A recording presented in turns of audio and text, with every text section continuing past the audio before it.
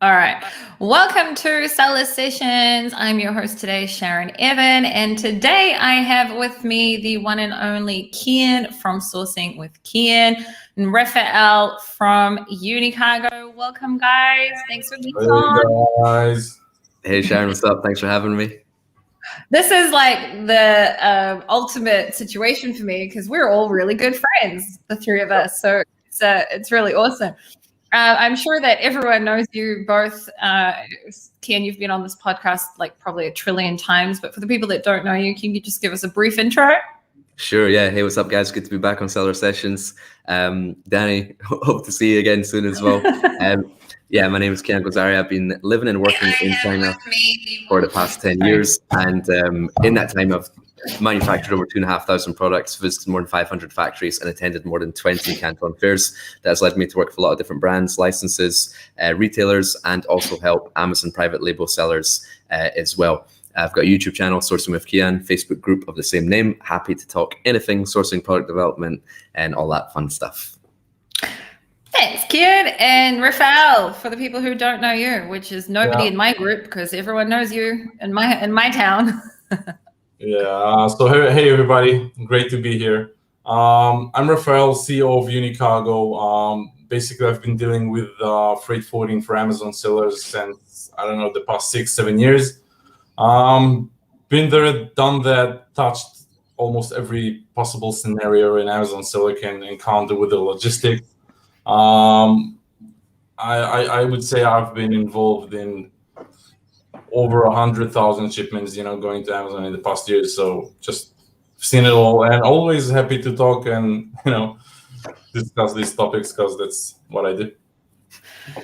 Cool. So today, I usually before, you guys know I'm a YouTuber, so I'm not used to podcasting, so I'm getting used to it. But usually I will make a list of questions, and today we're all freestyling because this is like such a difficult subject in general, especially for people who are actively selling and sourcing. So we're going to freestyle it today. So today's main topic, we're going to talk about number one, China and what's going on in China just before New Year, Chinese New Year, etc. And then we're going to get into, I called it I said logistics is broken, and then we have here Jacob said it's not broken, it's just different.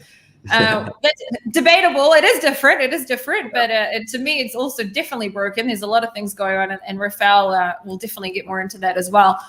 So let's dive in. I relate to the broken side of things. Yeah, I really relate to the broken side of things as well. I've got some people here who's just saying hello. Stuart's here with the tacos. Hey, Stuart. Yara's here like always. Hello. And so is Joanne. Hello to everyone. So I thought that what we could start off with is first of all talking about what's happening in China right now with the virus starting to sort of come back and all sorts of things. So Kian, let's give us an update of all sorts of things that are going in China and also just before Chinese New Year. Cool. Yeah, let's jump into it. So I think when we think of China, right, it's important to know that China is not a one-size-fits-all policy. It's a massive country, right? And every province is different. Every province is sort of governed by itself as well. So just consider that if we talk about, what's going on in China right now, it doesn't necessarily mean that what's going on directly applies to you. Each province will be entirely different because we've seen that there's been like local lockdowns going on in China in the last sort of few weeks, but that's been mainly in the north, and the south hasn't been greatly affected. Also, in the middle of China, in like the Zhejiang province, they've tried to restrict production of factories because they're trying to restrict with lockdowns and stuff like that. And they've done that by switching off the power, switching off the electricity in some factories just so that they can't produce. And that's happened to a number of my factories as well. So wow. There have been local lockdowns. And the crazy thing about these local lockdowns, right, the whole world is having it, right? But it causes panic at a time where they're just about to go into the biggest people migration in the world. Over 100 million people travel over Chinese New Year. And for those of you who don't know, Chinese New Year is on the 12th of February, so not too far away. But because of that, they're going to go on holiday about a week before. So in the next few days, beginning of February is when we're going to see people travel back home. However, they don't want millions of people jumping on trains, spreading the virus, which is exactly how it spread this time last year during Chinese New Year. So they've tried to restrict that by putting people in lockdowns. And then as a result, people are now worried that, okay, I can't go home for New Year. I can't see my kids, because bear in mind, a lot of people travel to work in these areas and their children are raised by their parents, by the children's grandparents. So they're like, this is the 1 month of the year where I get to see my kids and I might not be able to go home. So now they're like, okay, screw this. I'm just leaving the factory now and I'm just going to jump on a train while I can before it gets crazy before Chinese New Year. So now like the factories that I've been talking to have just got workers leaving left, right and center. And that's no way that you can plan your orders and complete your production and things like that. So me personally, I've had a lot of my delivery dates affected and factories saying, hey, I know we promised you before Chinese New Year, but it's just not possible. Your orders are going to be after Chinese New Year now. So I think, anyone listening, if you are expecting an order to go out before Chinese New Year, just double, triple check that, check in with your manufacturer every day, make sure they're still on schedule, because if you haven't heard from them, you might get a bit of a surprise. And that's greatly affected our production. But as I said, it's a case-by-case situation by different provinces. So best to check in on that. The other thing is that, Rafael's going to talk about shortly about the whole logistics situation. But the prices have been going up recently in the last few weeks in China. And not only because of the logistics situation, because, if you're shipping DDP, then that your price includes the logistics, but exchange rates the Chinese RMB has strengthened a lot. I think it's been about 8% in the last few months. And I'm not a Forex expert, but from what I read into it, it's because the Chinese economy strengthened and went back to normal before anyone else during this virus situation. So they were able to get their economy pumping again and going, and as a result, their RMB currency strengthened. And how that affects us is that now Chinese goods are more expensive to purchase, the supplier makes less money on every US dollar that they receive. So I think right now the rate is like $1 is like 6.4 something RMB, but just a few months ago, $1 was 7.1 RMB. So it's a difference of almost like 10%. So if you pay your factory $50,000 for a PO a few months ago and then $50,000 today, they're making, about $5,000 less, and they pass, just because on the exchange rate, they have to exchange those US dollars into RMB. And because of that, they then pass that over back onto us to increase our prices. Now, there's a few things you can do to get around that. A lot of suppliers like to have bank accounts outside of China as well, because a lot of them don't like to keep all of their wealth inside China. So you can also ask your manufacturer, look, do you have a US dollar bank account? Do you have a Hong Kong bank account that I could pay there? And some of my suppliers do have that. So I've been, using that. Also, the other thing is you can say is to split the cost 50-50 as well. Yes, the exchange rate has gone 8% in your favor. However, we can't afford more expensive goods in a market which is very saturated. So can we agree on 4% and just split the cost like 50-50? Or if you have been doing business with China for a long time, in end of 2018 was the reverse situation where the dollar strengthened and they were actually making a lot more money, and they never told us about it and never passed on a discount. So you can go on a website called xe.com, and that allows you to monitor the exchange rate historically, and you can graph it. So if you go on there and look at your purchase orders or look at your payments to your factories and see when you placed them, any orders that you placed in 2018, just click, when you go to xe.com, click on charts, find the date of when you paid your suppliers, like previous orders, and then just compare that to the rate it is today, and then just say, hey, we never asked for a discount when it was in our favor, so we don't expect to pay more at this time. And then they're like, oh, he knows about this stuff, so they get a bit surprised. So those are a few things you can do to get around it. But yeah, that's basically the summary of China. Factories are expected to go back to work the offices are expected to go back to work around 20th of February. Factories, we're not sure. If I was to give you an exact date, I would have to bring my crystal ball out, because we don't know what the travel situation will be. If there'll be lockdowns when people go back home, will they be allowed to travel back to the factories? So we would envision hopefully end of February, beginning of March, but anything can change in the meantime. But we'll be keeping a close eye on it, and we'll keep you guys posted. But yeah, that's about China right now. We were talking just before this, and I was telling you that I'm being very careful what I'm saying this time around, because last year at this time, when just before Chinese New Year came and the pandemic just started, it wasn't even a pandemic yet, it was just inside of China. It hadn't even, become what it is today. I was like, oh, this and this will happen, and everything I said didn't happen. And also we all said all sorts of things. So we're being careful what we're saying, but I spoke to my suppliers and I got the dates that they're going to officially close down on the 6th, but they're already at less than half capacity now on the 6th of February and opened it back up on the 20th of February. Ken, Stephen's asking if you're still in Dubai, and you are still in Dubai. So, I just will bring that back up. Yeah, so, Stephen, I'm still here. They've not kicked me out yet. Cool. So Stephen also said lockdowns are affecting supply of raw materials, etc. For example, steel, which has delayed one of our shipments. And Saibi, who is on every single podcast and is really awesome, says, "Hi guys, COVID lockdown in the how do you pronounce that area, Kian?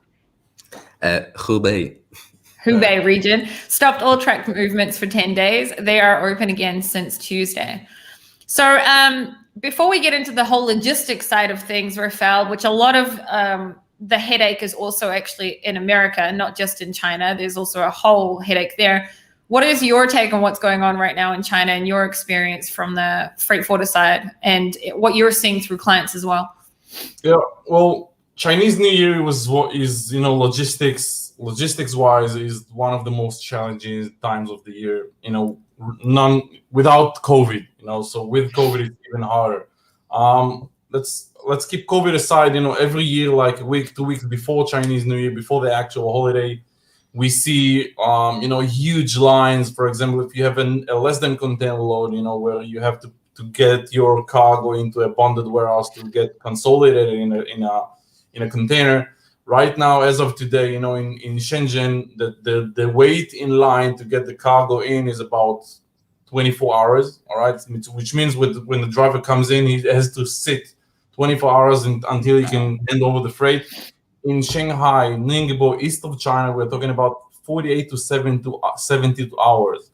48 to 72 hours with the driver sitting in his truck for 3 days and waiting to to deliver the goods to the bonded warehouse.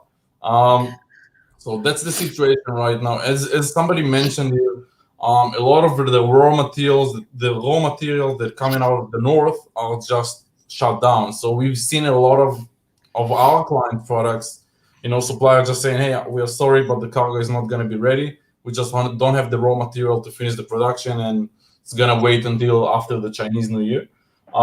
Container-wise, in China, we are seeing like the worst situation we've ever seen before, like China's ever seen before, as far as equipment. They just don't have empty containers. It's just crazy. It's becoming very, very hard to actually get an empty container when you ship full container loads. So what happens is the shipping line will give you a booking, right? The shipping line will give you what they call an SO shipping order, which means you have a receipt that you can have your trucker go to the shipping line, to the dockyard, and try to pull a container. But when they go in, they just don't have an empty container. What happens is, because of the backlogs in the States and the backlogs in Europe, because the virus is hitting very hard there, containers are just not getting unloaded. They are sitting on vessels waiting to be unloaded. They are sitting on chassis because 3PLs are bursting out and they don't have space to unload those containers. And basically, empty containers are not coming back to China. So there is a severe shortage of container, like it's the worst it's ever been, like ever. Rates are going through the roof, like triple the usual rates for full container loads. And not just that, today you'll pay $5,000, $6,000 for a container, and if you want to guarantee a container, you add up another, a premium fee. And that will only give you a booking and a container, but nobody gives you. There is no certainty that you'll be on that vessel. A lot of these containers are get rolled over to the next week and sometimes for 2 weeks ahead. And then you can pay another premium fee, what they call a diamond booking, add another $2,000, and you'll be guaranteed. But then you're looking at $7,000, $8,000 for a container, and that's main ports. If you're going into inland like Chicago, Dallas, Kansas, stuff like that, you're coming almost to $10,000 a container, which is insane, just insane. So situation is that's China side, right? US side, Long Beach is just been a mess for the past, I would say, almost 3 months now. They just don't have the manpower to unload the vessels. They just truckers are not coming in for work. A lot of these people are just scared because there's a huge infection rate. People just get sick, and a lot of these people who just afraid going to work, they just sit at home and stay at home. They say, hey, it's not worth it. Our salary just doesn't worth it, and they just prefer sitting at home, which means there's no equipment, there are no drivers, so prices are going up, and it's just a mess. All right, it's just a mess. We are seeing containers sitting at the ports because there are no drivers to pick them up, and shipping line don't care. You still pay your detentions, you still pay your demurrage, which means like storage, because if you don't pick up the container, you're gonna pay storage, right? It's a headache. It's a big headache. I've seen a lot of people lose their pants, in that Q4, in the past Q4. It's just crazy. I've seen people lose their businesses because they make out to Q4. Some of these sellers are, the Q4 is their biggest selling season. Some of these products are really seasonal products where, if you don't have Q4, you basically lost your whole year. And they didn't plan that out. Nobody knew that's worse. And to be honest, right now out of LA, we're looking at about almost 50 vessels waiting to be unloaded, just sitting there and waiting to be unloaded. And it's just, it's not gonna get better. It'll take some time until we'll get back to normal. Nobody knows when it's gonna be. But yeah, we just gotta sit tight. And on the Amazon side of things, because of all of these restrictions, now everyone's also now needing 3PLs, which everyone's always needed warehousing and 3PLs. You guys at Unicargo have always had that option. But now everyone, like almost every single seller, needs a 3PL. So there's also a huge shortage in room and space now for 3PLs, which is crazy. I know a lot of people, you and I, Refael, did a video like June last year about it. And then many people are telling me, Sharon, like there's no 3PLs. And I'm like, I don't have any more for you. It's so difficult to find. I've heard that, people are funny and weird. Me and you did a video on 3PL and talked about pricing and how the pricing structure work and how does it work, in the 3PL. And I don't know, a month later, I told you, hey, we are shutting down. We can't get any people because we are losing it. Yeah. It's weird and it sucks, but that's the situation right now. We still don't accept any new clients to the 3PL because 3PLs. And UK 3PLs are, it's a mess. They don't have the manpower. Europe is even worse than the US. They just don't have the manpower, and it's scary. So if we try and think of how our Amazon sellers or e-commerce business owners today supposed to handle this situation, if we try and think of tips as well. A lot of the people listening on seller sessions are already experienced sellers. There's also the newer sellers, but mostly experienced sellers. Today specifically, we were just talking about it. Somebody here said, also Steven said here that, I'm trying to bring it up if it'll show, that he's got a container that to the UK at 14 pounds. 14,000 pounds. 4 months ago, it was 2,000 pounds. It's like 7 times higher. Sea shipping in general, but it's also a lot higher also to the US, not just to the UK. How much is it times more? UK is the worst it's ever been. UK is the worst. It's even worse than the US. US is about 2 to 3 times more, and UK is 7 and 8 times more. Wow. People are crying out. also to Israel, imports to Israel. It's all over the world. People are crying out. It's all over the news. Importers need to raise their prices now, and the consumer is gonna pay it eventually, right? But it's tough. It's really tough. Yeah, Sharon, you'd mentioned, what the Amazon sellers and e-commerce guys can do right now, because obviously it's a very, very tough situation. One of the things I've been recommending is, obviously with the freight prices being so high, it's not profitable for certain products and for certain people to ship their products at the moment. But I would sort of telling people to utilize their manufacturer's storage as well, because quite a lot of these factories do have their own warehousing and they do have their own sort of space, depending if they're a factory or a trading company, but even trading companies will have connections as well to say, hey guys, look, it's far too expensive at the moment to ship products out. That, you can see that. Can we hold, and obviously ship what you need, because you don't want to go out of stock. Ship what you need. Maybe if you've made 10,000 goods, maybe ship 20-30% of it and then keep the rest in your factory's warehouse. And if we anticipate that shipping costs will go down, no one really knows, but if they do go down after Chinese New Year, maybe March, April, then ship out the remainder then. And the other thing you can do as well is that, similar to what I said about the exchange rates, about splitting that cost with the factory, that's also something I've done with the shipping costs with my factories as well, to say, hey, look, freight rates have doubled, tripled, quadrupled, whatever. That's a cost that I have to burden. And if I don't ship these goods, then I'm not going to make any sales. If I don't get any sales, you're not going to get more orders. So if you want, let's split the increase of the freight cost 50-50. I'll cover half of it, you cover half of it, and we'll get these goods out and we'll ship it and we'll sell more and we'll get more orders for after Chinese New Year. And they've been quite open about that as well. And that kind of goes back to stuff I've talked about before in terms of working in partnership with your factory, because they want to see you win so that they win as well. So if you explain it in a way rather than saying, hey, give me $4,000 for this container, just explain it in a way that, hey, if I don't ship it, I'm not going to make as many sales and you're not going to get as many orders. So let's work together here. And I've had some success doing that as well. That's an interesting perspective, actually. Yeah. I think that it makes sense for people who have a good relationship with their suppliers, which is what you were saying, which is very, very important. And also, someone who's got history with their suppliers as well, because a newbie can't come and say that, right? A newbie don't even try and say that, because everybody basically going to say, F off. Ignore you and delete you.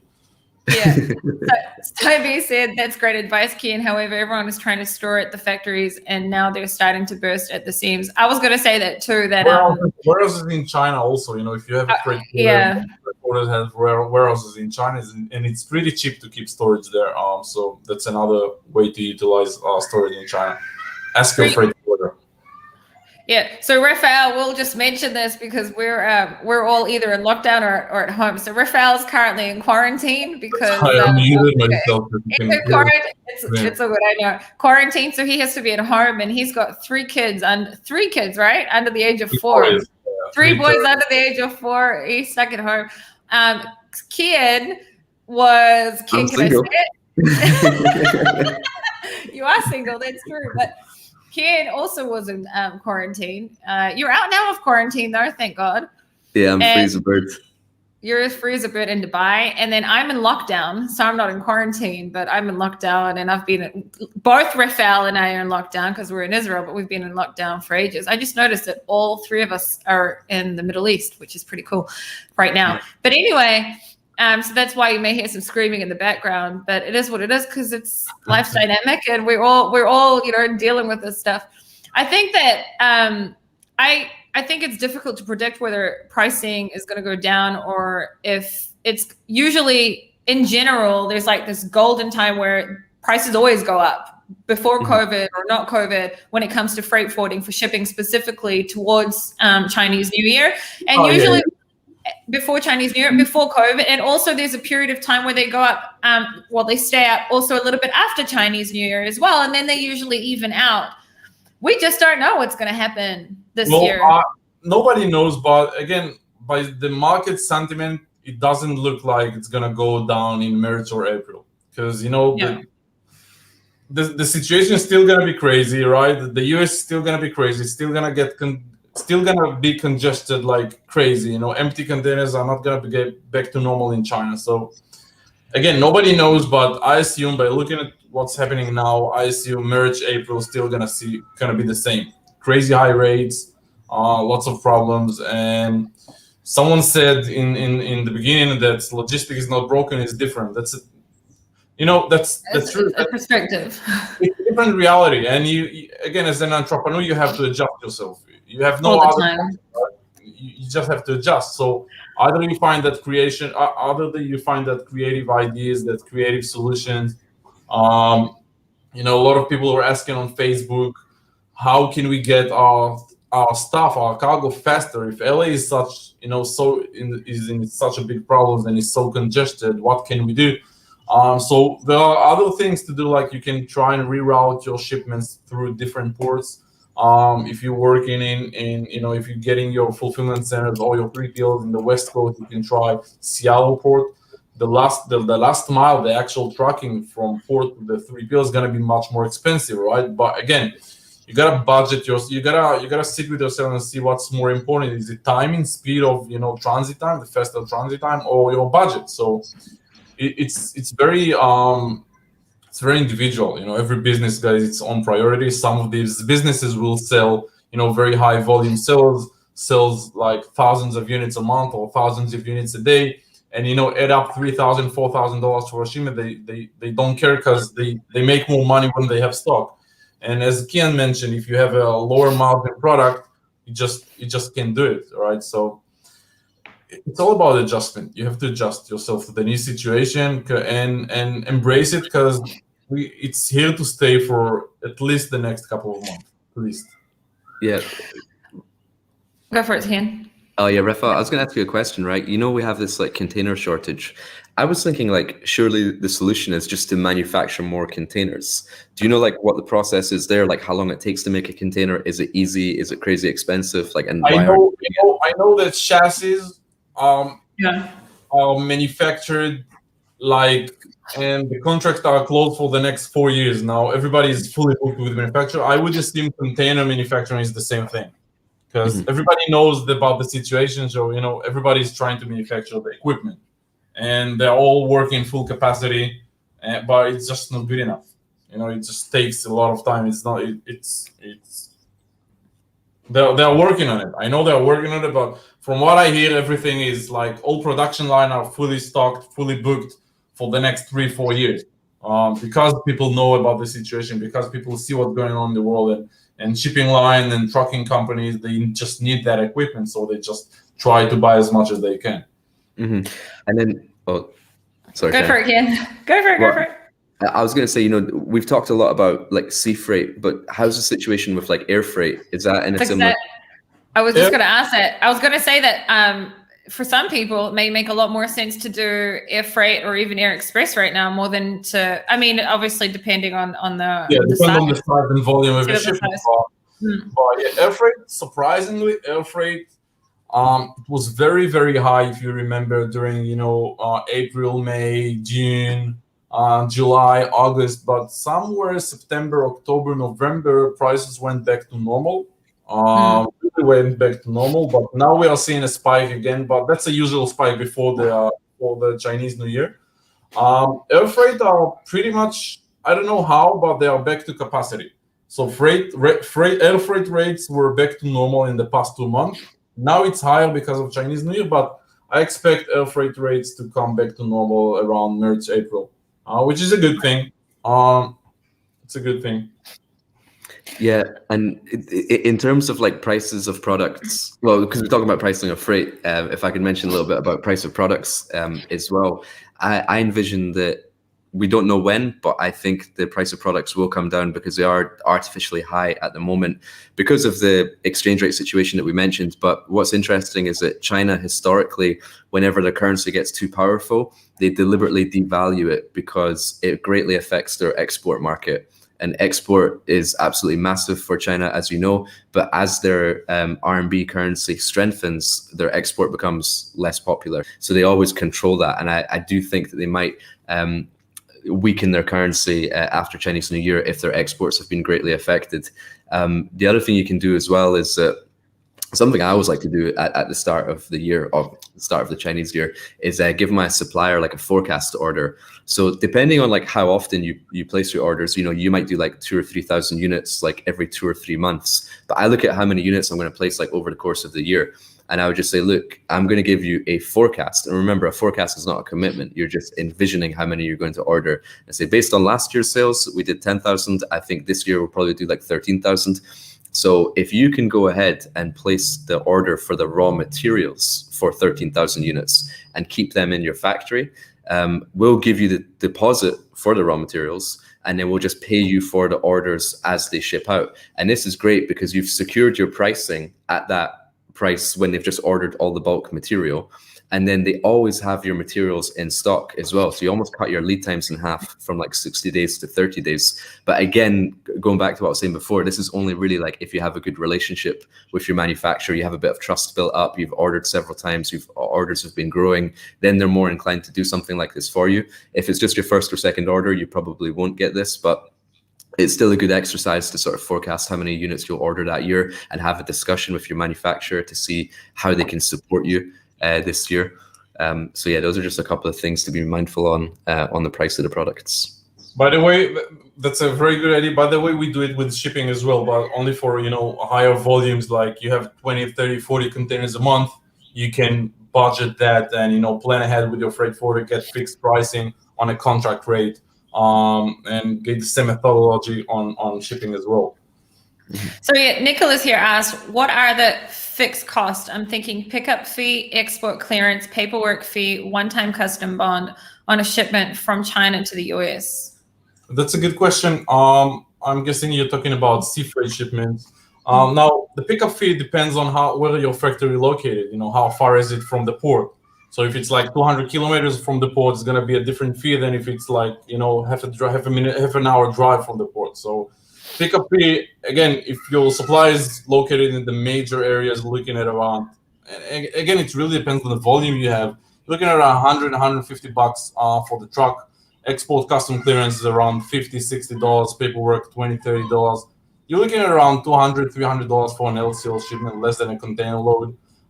If you're talking about full container loads, you're looking at around $900, $800. Again, depends on what port of exit or port of loading you're looking at, and the distance from your supplier to the actual port. But yeah, LCL is different. Full container loads are different.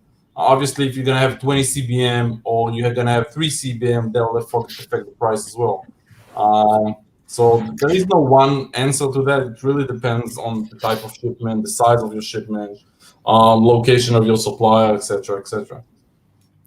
A good question would be also, Refael, we were seeing at least in the Alpha group, that, and also people were experiencing that they weren't able to get stock out of their 3PLs and into Amazon for many different reasons. For example, also you guys were having not you, but some freight forwarders. We had major difficulties in November, December. What happened is, 3PLs were manning up and preparing for Q4 like they always do. But most of the 3PLs, and we made that mistake as well, I gotta admit it. We never accounted for what's gonna happen with Amazon restrictions. So for example, if you as a seller, you come in Q4 and you want to stock up in Amazon, you make an order, you take out, 5, 6, 7 pallets, you prepare your order, one order. What happened with the restrictions that now you cannot send those 500 units, 600 units, 700 units because Amazon is restricting you. So 3PLs got, instead of one order, they got 5, 6, 7 orders from a client, and multiply that by hundreds and hundreds of clients, you're now getting thousands of unexpected orders, and you're just backlogged like hell. Add to that, West Coast, most of the 3PL workers, the actual people packing orders and shipping orders are from Mexico, right? They closed the borders due to COVID-19. So no manpower almost to pack orders. And a lot of our warehouses, and I'm sure other warehouses as well, because that's the business environment that we lived in. We had a lot of people infected So if you have a person infected in the warehouse, now you gotta close the warehouse. You gotta shut down. Everybody's gotta get tested now. Wait till you get the results, and only then you can open the 3PL. And we have 4 locations in LA. And during November, December, we had 5-6 times that our 3PL was shutting down, like closed. Our clients come to us and, hey, I want to ship my order, but the 3PL is closed. And we were in a very, very bad situation. And I literally couldn't sleep at night because I knew I was killing people's businesses. And I still want to cry when I talk about it, because that's, me, you know how important my name and the reputation I've built around the years. And when people started, getting really mad, and I feel really bad, and you really can't really do anything, right? The 3PL is shut, and you have thousands of orders now, and no people to pack them. We flew people from here, from Israel. We flew people from Israel to stay there, and we had people there for a month. Like we actually flew a team, and it was I was very active in social media. I disappeared in the past 4 or 5 months because we were working like crazy. It's crazy. I think I know you very well, and you guys, I use your services and have been for a very long time. And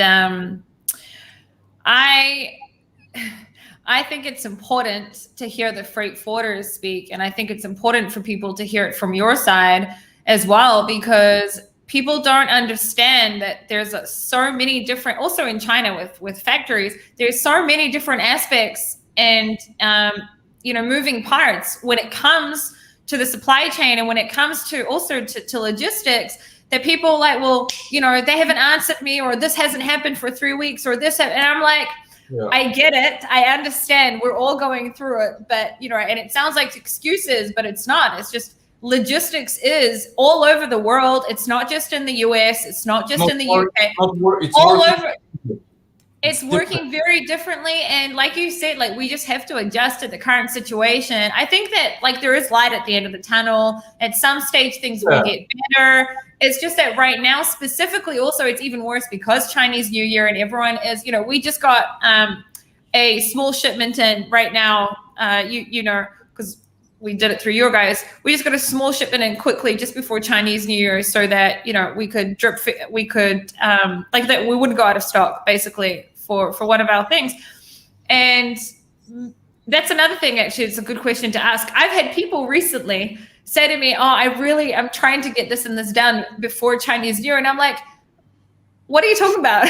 What freight forwarder is going to pick up your stuff in the next 2 days? Are you guys still picking up right now, Refael? Well, pickup costs are, doubled and tripled now in China, because as Kian said, a lot of these employees in China already go off to their holiday.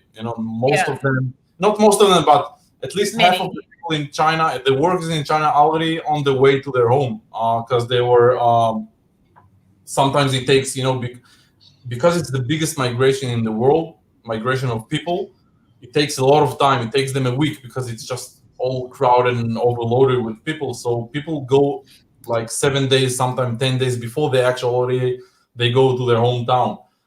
So we pick up goods, but if you have goods ready, and if you can change your Incoterm, it's better if you have FOB terms. Have your supplier be in charge of getting the product to the port, because a lot of the times it'll be very, very expensive. Right now, instead of $100, it can cost you $500. Instead of $200, it costs you $800, because there are no drivers and prices are picking up, because they have to stay so long at the ports. But air freight is moving out.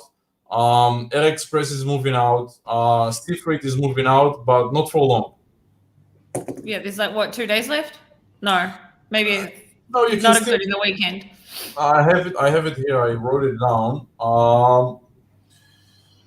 See, air cutoff is 10th of February. So until 10th of February, you can still get our cargo out of air out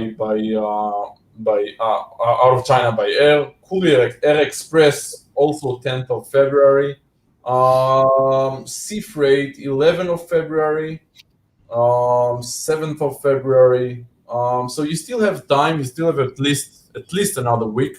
but it's gonna be a bit more complicated, obviously, and it's not guaranteed. All right, some of these truckers, if you buy an X-Works, and some of these truckers will sit there for 72 hours and they'll just give up and go and turn around, and it also happens. So nothing's guaranteed. That's the big problem. Saibi said, it's time to diversify. Stop buying from China and start baking cakes and carving wooden spoons. Yeah. As you guys were talking and Refael was saying about the biggest people migration in the world, I just had a thought to be like, all right, well, what's the biggest animal migration in the world? And I was Googling that. Can anyone guess what's the biggest animal migration in the world, right? So the result I got is the Arctic terns, and this is in terms of distance, right? It says Arctic terns hold the record for the longest annual migration recorded by any animal moving between Greenland and Antarctica in a zigzag route. The bird covers 44,000 miles a year. I was just going to say birds. I was going to say it's a type of bird. I had a question about China.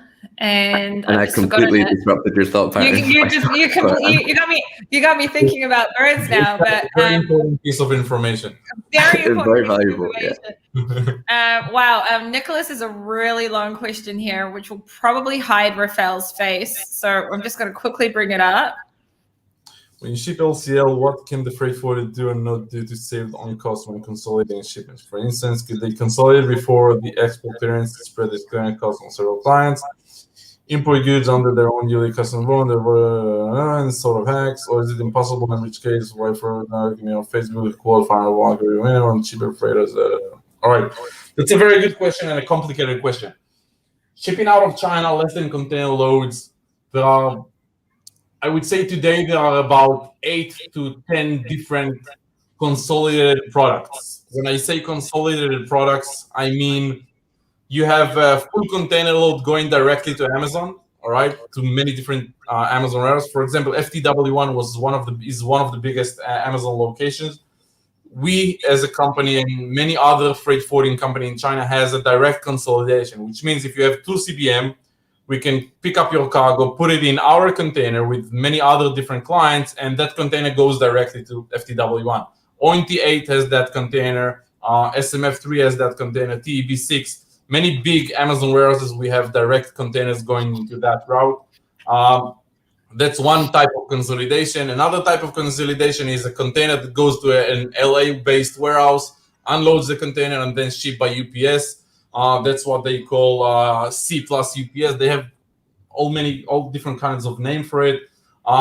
There's the consolidated gets unloaded and delivered by trucking companies. There are fast services that faster boats and faster vessels that goes and distributed with UPS or FedEx. That's Sea Express, what they call it. There's DDP, DDU. There's so many products out there, and I get it. It's very, very confusing for a regular Amazon seller.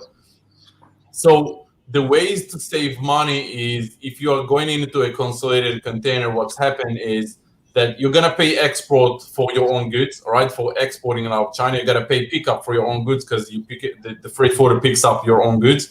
But what happens is once it gets consolidated, the vessel leaves and the container gets imported under the freight forwarder's bond, all right? And the cost gets split by everybody in that container. The sea freight gets split by everybody in that container. The trucking cost, to get the container from the port to the warehouse gets split. So everything from departure, from sea freight up to delivery, everything gets split.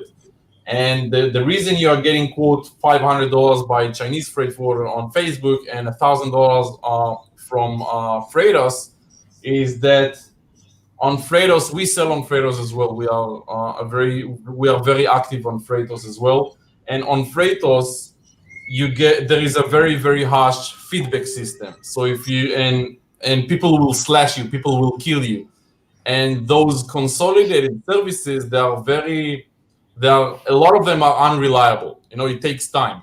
You gotta consolidate everybody. You have to custom clear so many goods together. It's not as stable as a regular traditional LCL where I take only your cargo, ship it out, custom clear your own cargo, and I I have responsibility for all the chain from pickup until delivery.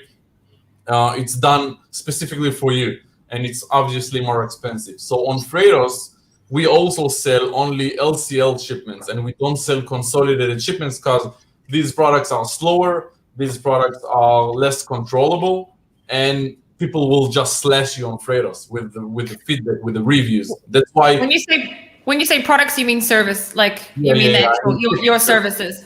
Yeah. For me, it's products, but Yeah. it's shipping services. So that's why on Freightos, it's more expensive because freight forwarders don't usually sell consolidated services on Freightos because people will kill them on the reviews. All right, most of the people buying on Freightos are unexperienced, unexperienced sellers, and if they get delayed, they don't care. They'll just give you a 1-star review, and then your sales on Freightos will drop. And you got to be very, very efficient, very, very good on Freightos. That's why it's more expensive. I think what stood out to me was the fact that Nicholas also said that why is a freight forwarder who contacted me on Facebook, you got to be really, really careful when trusting a random freight forwarder. Refael, you said it the other day in the Alpha group, and you said you got to remember that any average Joe, especially in China, can just put up a website or just, give a service on Alibaba, pay, I think, $2,000, $3,000 to be a gold supplier and say, hey, I'm a freight forwarder.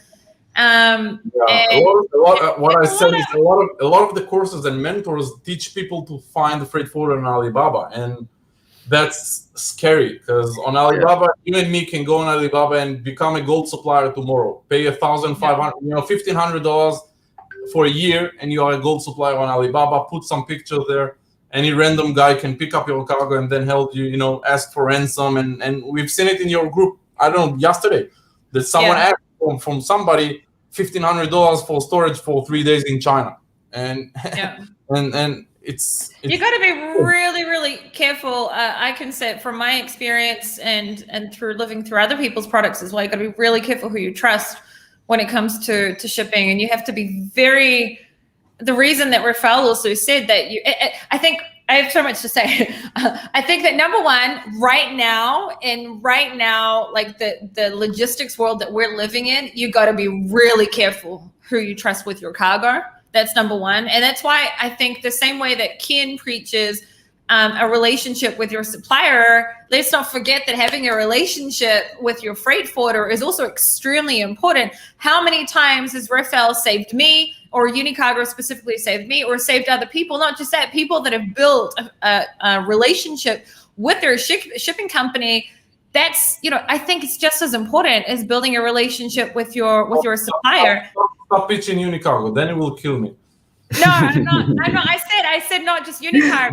It's not just Unicargo in general. I think that also it's not something that is spoken about as enough. No, I'm not talking about Unicargo specifically. I'm talking about building a relationship with your freight forwarder as well, or even if it's just your 3PL. Because when shit happens, good luck trying to. And I'm not bringing down specifically, Chinese freight forwarders, but good luck finding someone who's going to care about your stock and help you. And I think that right now is a very, very important time to make sure that you're working on that type of relationship as well. To have somebody on the other line, on the other side of the line, you can actually call somebody. You can actually speak to them. Yeah, and I think that it's really, really it's really dangerous to just go on a Facebook group and say, hey, can someone recommend a freight forwarder? First of all, who the hell do you know the person who's recommending a freight forwarder? I gotta talk about that. Sorry, Sharon. It's killing me, and I see it every single day. It's killing me. Everybody who recommends on Facebook is a fake profile. Every single person that you see these posts, hey, please recommend a freight forwarder, and you see this recommends this, and this recommend himself, and this recommend this, and 90% of them are fake profiles, paid advertising, promoting themselves. Be careful of that. Go into their profiles, try to talk to them. It's crazy. Most of them are Chinese. Yeah. I don't have nothing against Chinese. I have very good friends Chinese. My biggest business partner is Chinese and I love her, but be careful. They have a different business ethics. That's for sure. I think also something that is important to say about Nicholas' question about how can one person give me one price and another person give me another price. There's also a lot of dodgy things when it comes to logistics that usually, specifically Chinese freight forwarders will do, but in general, a lot of pretending the different HS code in order to not pay tariffs and all sorts of dodgy things. And you've got to make sure that you're comparing apples to apples. I think it's very important as well. But as we start to wrap it up, and we want to give a little bit of hope to people because, like we said, logistics is currently broken and it's important to understand what's currently happening. But there is light at the end of the tunnel and it's not going to be forever. It's for right now. And the thing is, I don't really think that life is ever going to go back to normal. I think that it's just going to be different, and life in general, right? This is the way I look at the world today after COVID. I don't think it's going to go specifically back to normal. I think it's going to be different. And I think that part of being an entrepreneur and being a business owner is you just have to adjust. You can't sit around and cry about it. You just have to find, diversify, and you have to pivot, and you have to find different ways to do things. And you know what? For some people, it may make more sense right now to source locally. Straight up, it may make sense for some people now to source in America specifically, or to source in the UK specifically, and not, go outside of China. Not for all products, obviously, but for some people it could make sense. Yeah. Do you guys anyone have any last thoughts before we start to wrap it up? Refael? I mean, as you said, things are gonna get back to a different normal, but a bit different normal. But I really expect things to get much better in 2021. I would say hopefully May, June, we'll start seeing things ease up a bit, and starting to get into the rates we are more familiar with, and the equipment availability that we are used to in China, and the efficiency in China. Hopefully in May, June, it'll go back to normal. But yeah, you just gotta be positive, right? That's being an entrepreneur. Look at the bright side, find the right way of doing things and adjusting your business and yourself.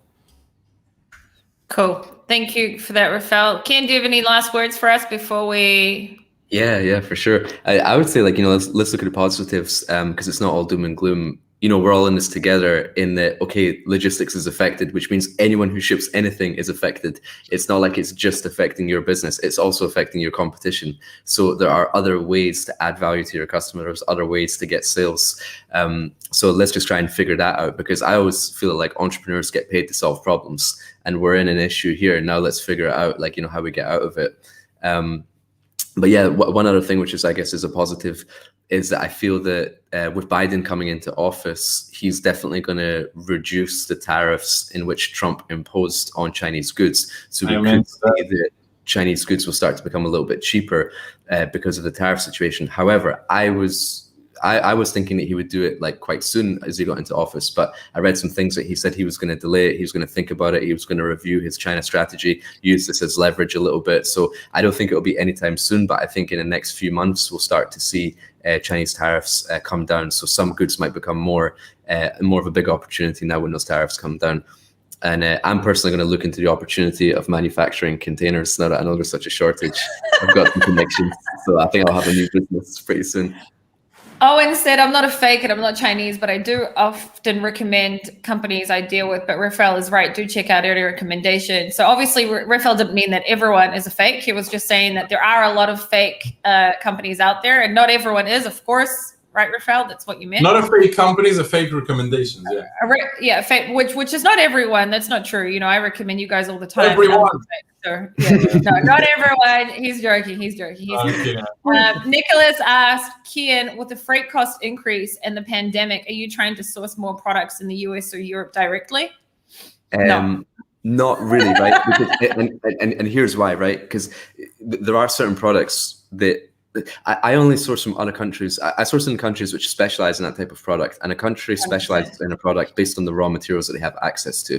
So for example, I do buy some products from India, and stuff from India. India is like cotton and canvas and leather and those types of products, because that's what they're strong for. and also because India is part of the Commonwealth, UK is part of the Commonwealth, so there's no import duty from India into the UK. So those are reasons why I would ship from other countries, but I wouldn't ship from another country just because the price has maybe gone up in China or lockdowns in China, because there's lockdowns in other parts of the world as well. And the final thing is that like what China gives you apart from like the workforce and skilled labor and like things like that, is that they give you scale. You know, like what other country in the world can if you need 10,000 of something made in 1 month, what other country in the world can do that for you? So like maybe if you want to do like some handcraft products or you're starting out, maybe potentially look at other countries. But if you want to get into big business, like China is definitely the place to be. I 100% agree with that. And Chinese government should actually pay me. I do a lot of promotion for China. You do. I was just going to say that that's why I straight away said that your answer to that would be no, just for a little bit of fun. Cybe said, thanks guys, great show. I'm off to do some baking and carving. I have to say that I did recently get a lot of people send me messages and say that they're freaking out. Some of it was political, which I'm not going to get into, and start asking me, you know, does it make sense to source? We also on Clubhouse were asked these questions as well, Kian, when we hosted a room. Does it make sense to source locally? Just like how Nicholas said, products in the US and Europe. I think your answer is perfect, and I agree with it 100%. It really needs to make sense. And I think that lately, personally, I've had a lot of Americans specifically reach out to me and say that they want to start, you know, finding local suppliers. And that's a really good thing that you just said. Like, good luck finding a local supplier that's going to be able to get you speed to market wise 10,000 units, because, you know, something that could take 3 weeks, let's just say in China, may take 3 months, you know, in America as well. And one other thing to remember is last year, I know that I said on my YouTube channel, I said, you know, am I going to get out of China right now? Well, you know, no, because of many different reasons. And then also little did we know that it was going to turn into, you know, an epidemic, and it was going to be worldwide. And it's something important to remember that maybe you want it tomorrow. I'll be honest, I don't know what the situation is like in Mexico. I'm just using this as an example. Maybe you're like, well, instead I'm going to get my leather products from Mexico, and then tomorrow Mexico goes into full lockdown, you know? So the whole world's in this kind of situation. Yeah, the whole world's also unpredictable. Probably the only country that's predictable is New Zealand right now, but which is where I was born and grew up, and kind of miss it right now. Anyway, Steven said, great content. Logistics doesn't get discussed enough, so this is refreshing. Yaro said, thanks, guys. Kian, if anyone wants to reach you or meet you or see you or whatever, where do they find you? You can take a flight to Dubai and we can hang out. No, with seriousness, if they want to find you, where can someone contact you? Yeah, for sure. So YouTube and Facebook, I've got a group, got a channel, Sourcing with Kian, the name of both of them. I'm also on Instagram, Kian_JG. And yeah, I think that you feel free to reach out. And you're also on Clubhouse. I'm on Clubhouse, yeah. I'm enjoying it at the moment, actually. We're having some good sessions in there. I wonder how long it's going to take for you to be a celebrity on like hardcore celebrity on Clubhouse. Refael, who I don't know if is on Clubhouse yet, needs to be. Refael, if anyone wants to contact you, where can they find you and get in touch with you? These days, find me on Facebook, I would say. Find me on Facebook, send me a message, and we'll take it from there. I'm going to say also that they could email you at refael@unicargo.com. And they could, and Refael is spelled Refael, not like other people spell Refael. Yeah. And also me, if anyone wants to contact me, you can also see my YouTube channel, Sharon Evan. Thank you, everyone, today. And thank you for Danny for allowing us all to be here, and have an awesome day. Thanks, Bye, Danny. guys. Thanks, guys.